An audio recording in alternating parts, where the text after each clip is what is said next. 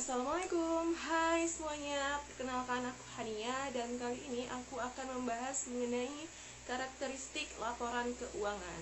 Nah, penasaran kan bagaimana karakteristik laporan keuangan itu? Yuk, simak informasinya. Sebelum kita memasuki bagaimana karakteristik laporan keuangan itu, sebaiknya kita mengetahui definisi dari laporan keuangan itu.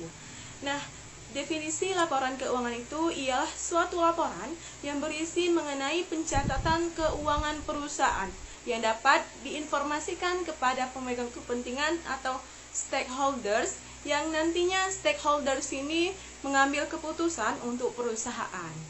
Nah, laporan keuangan dan pelaporan keuangan ini berbeda ya guys, karena laporan keuangan itu bersifat kuantitatif dan berisi angka-angka, sedangkan pelaporan keuangan penjabaran dari laporan keuangan itu sendiri dan berisi informasi-informasi lainnya.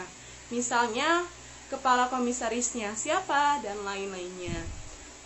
Karakteristik laporan keuangan yang pertama itu relevan. Relevan yang masuk di sini dapat mempengaruhi pengambilan keputusan oleh pemegang kepentingan atau pemakai laporan keuangan itu sendiri.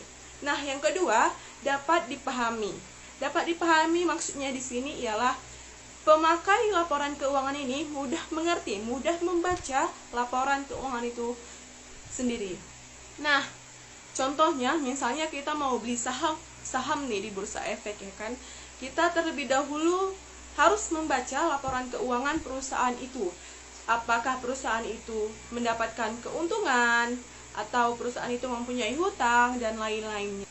Karakteristik laporan keuangan yang ketiga yaitu dapat dibandingkan. Maksudnya, pemakai laporan keuangan ini dapat membandingkan periode laporan keuangan saat ini dan periode laporan keuangan di masa lalu, sehingga nanti pemakai laporan keuangan ini dapat mengambil keputusan bagi perusahaan untuk yang akan datang. Nah, yang keempat, andal. Andal yang dimaksud di sini yang pertama penyajiannya itu jujur. Sebagai contoh, perusahaan WorldCom, dia mencurangi laporan laba rugi perusahaan itu. Nah, itu tidak memenuhi karakteristik laporan keuangan. Nah, yang kedua, harus substansial. Maksudnya, sesuai dengan transaksi atau peristiwa saat ini dan sesuai dengan realita. Nah, yang ketiga, harus netral. Netral maksudnya di sini tidak memihak pihak lain dan pihak yang satunya. Itu dia tadi 4 karakteristik laporan keuangan. Semoga bermanfaat bagi kita semua ya. See you.